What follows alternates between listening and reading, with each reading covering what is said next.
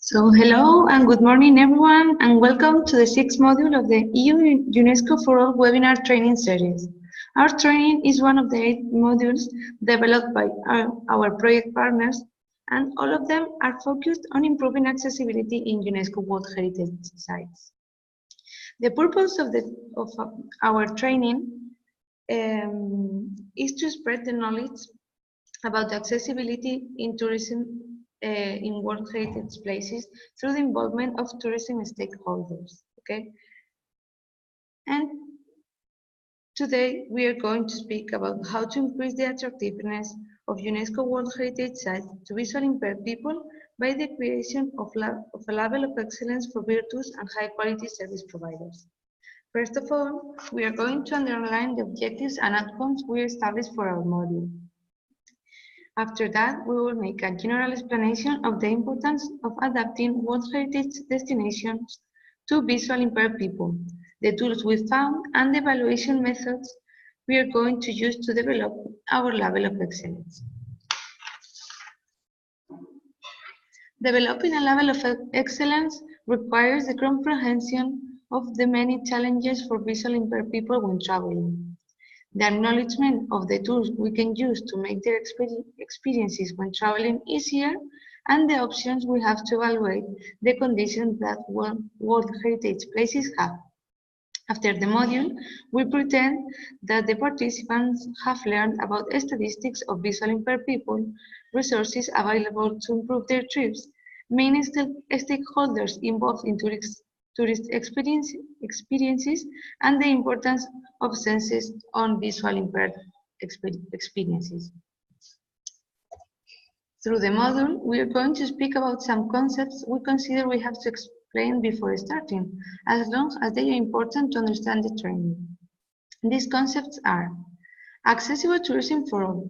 As you can see the definition in your screens, I think it's more interesting if I explain it with colloquial words. Accessible tourism for all is a tourism philosophy that aims to make tourism an experience suitable for everyone. In contrast with accessible tourism, which is focused on adapting tourist experiences for people with disabilities, accessible tourism for all extends the focus to people with different needs apart from their disabilities.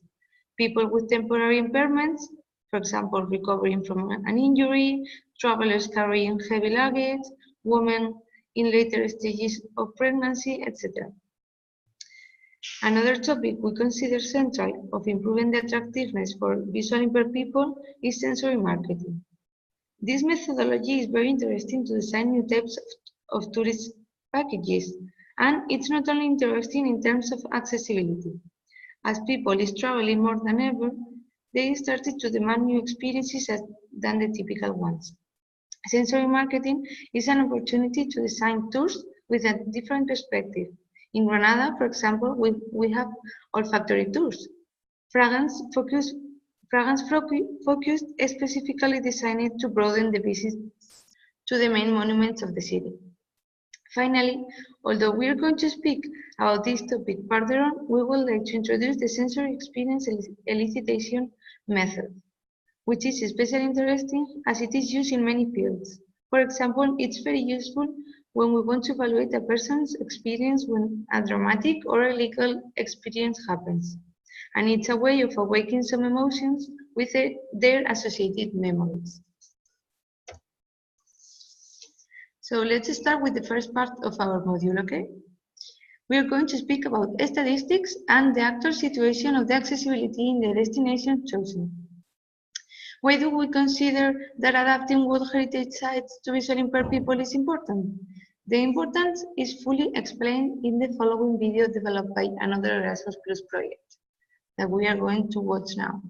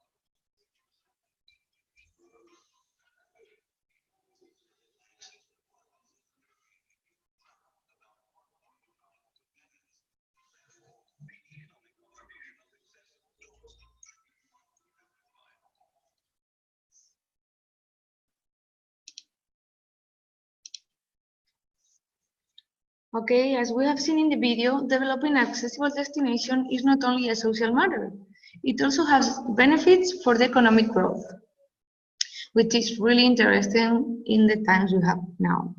In the video, they've contextualized the relevance of and extent of people with disabilities. In general, all disabilities were included in the video, but what is the relevance and extent of people with visual impairment or blindness? For now, visual impairment is a global issue. An estimated 314 million people live with low vision or blindness, 145 million of them with low vision problems that can be rectified with glasses. But it's remarkable to say that most of the people with these kind of problems live in low-income countries, and there are a large amount of them that are women. As we can see, some groups are more sensible than others, which means that our accessibility plan has to keep in mind these facts. Most of all, because without an effective intervention, the number of people who suffer from blindness is expected to highly increase, and sensible groups will become more sensible than ever.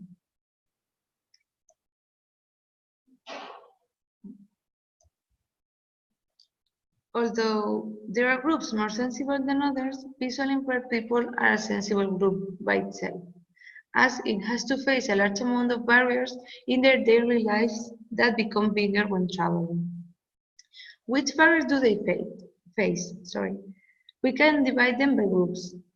We have person-centered barriers, which are the ones that include personal feelings, thoughts, and situations that are just related with the individual. On the other hand, we have societal barriers,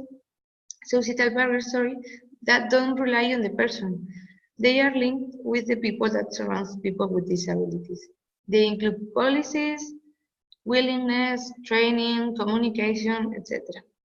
And finally, there are environmental barriers that affect to the people with visual impairment. They are the most known of all of the barriers we have said. They've been the main objective when speaking about accessibility in most of the context, and the policies that include the environmental accessibility are well structured, although many public places don't respect them. But usually, this topic is the best studied and measured by public institutions. Now, just for you to know if you're learning something, we've designed a little quiz. You can write your answers somewhere around you, and after that, we'll see which of them are correct. I'll give you like 1 minute.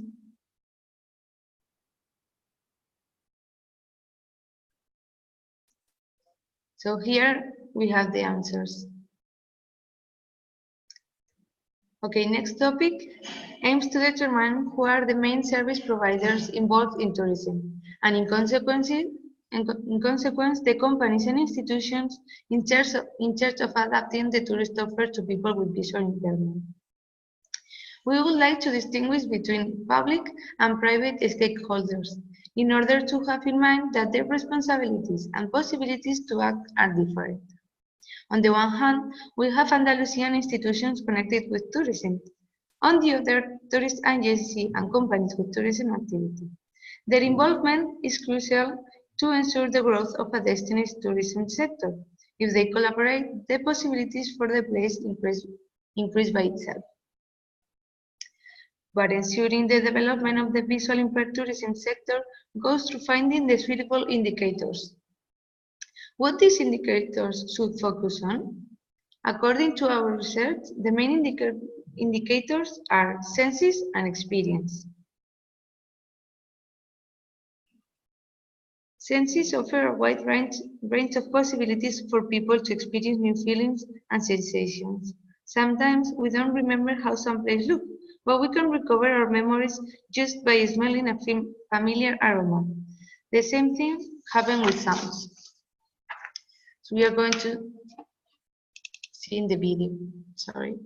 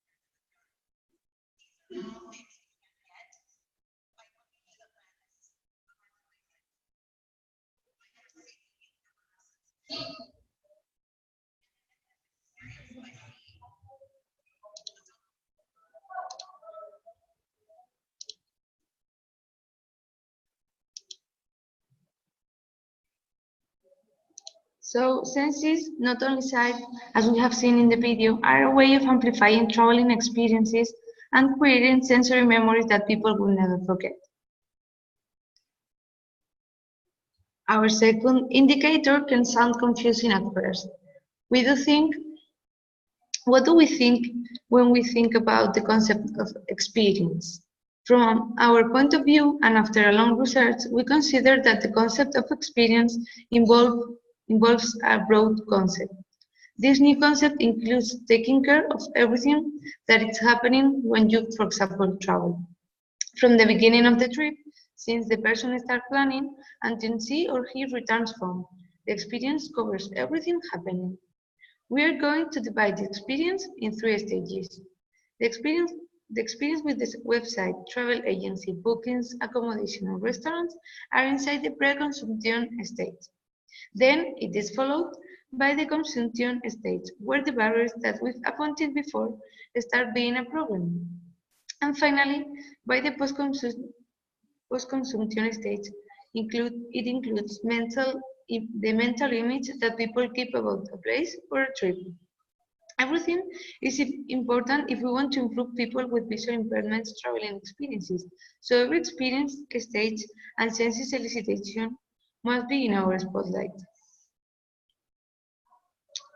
The indicators that we are speaking about are the key factors to improve with people with visual impairment struggles. But how can we implement this knowledge in increasing the attractiveness of UNESCO World Heritage Places to visually impaired people?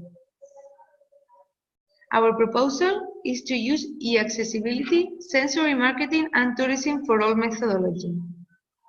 E-accessibility is important to improve the whole experience.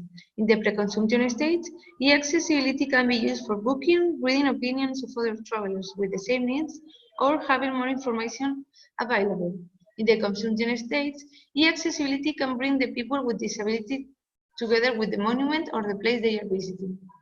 If you check the previous modules on our webinar training, you will see some digital tools useful to improve people with visual impairment or blindness experiences. For the post-consumption stage, e-accessibility is the way to disseminate your experience. You can leave your opinions and experiences online for other users to know or get to know a place through you. The next tool we are proposing is sensory marketing.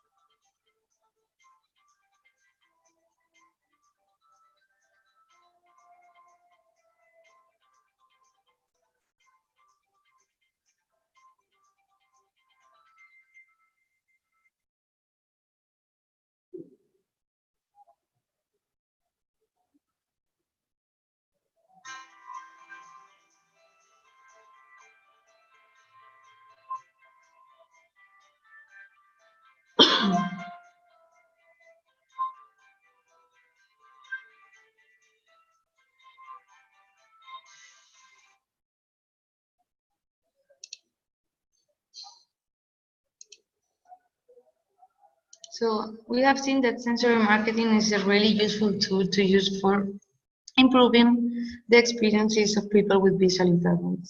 It affects mainly to the improvement of the senses experience, which is flanked in the consumption stage.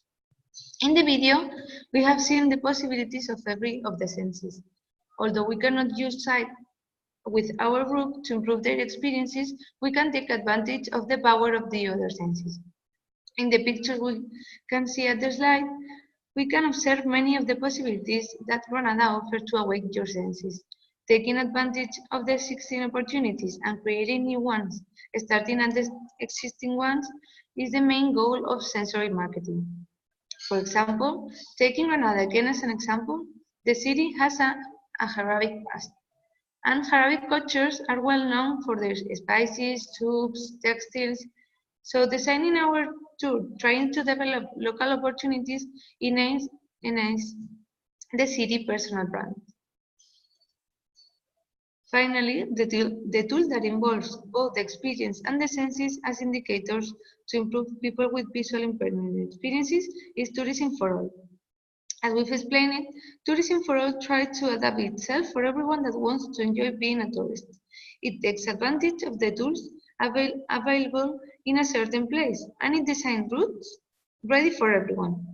Tourism for All is a philosophy adopted by many destinations, and it means to design a destination from the starting line.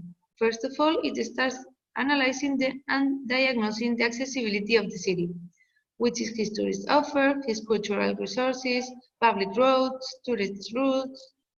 After the research, the next step is to create an accessibility department in charge of designing a plan that ensures tourism for all in the present and in the future. On the basis of the department, the next goal is to consolidate an organic working structure that involves all the stakeholders, including public and private stakeholders, and establish how everything should be done to ensure tourism for all.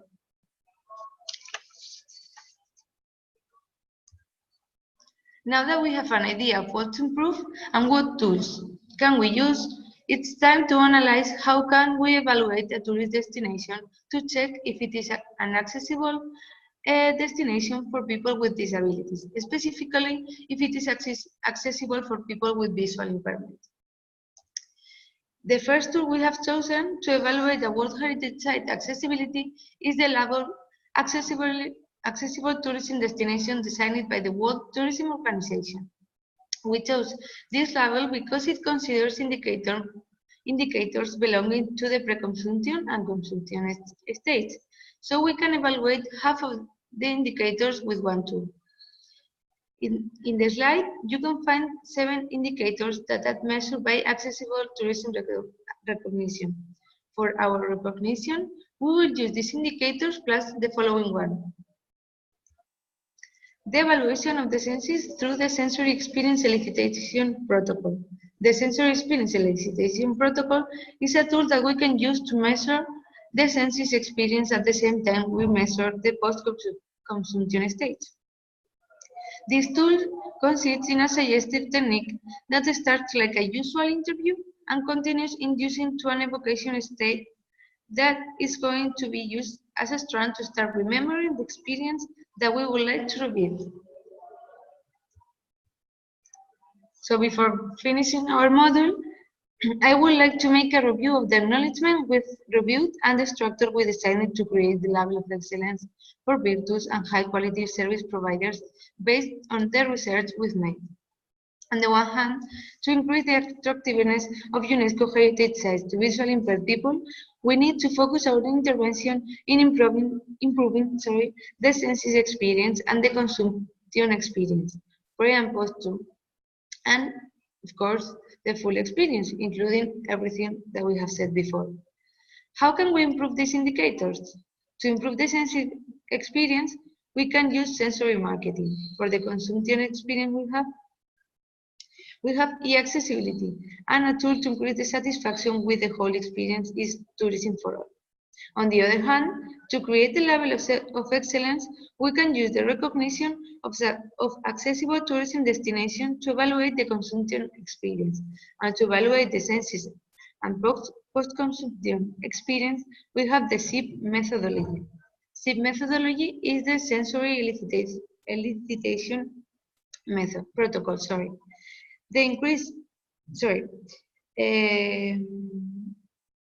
This is our proposal for the creation of a level of excellence in terms of accessibility for visually impaired people in World Heritage Destination. We have designed a logo with the logos on the partners and the logo of the project to have our personal level of excellence logo, okay?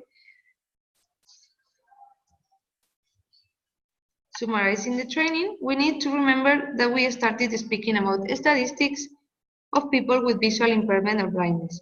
They are increasing all around the world, mainly in low-income countries and between women. The increase of people with visual impairments and the number of people with this problem that travel made them need to improve their way of traveling. For this reason, we consider that we need to focus on their senses and take care about their experiences, or in other words, in everything surrounding traveling for people with visual impairments.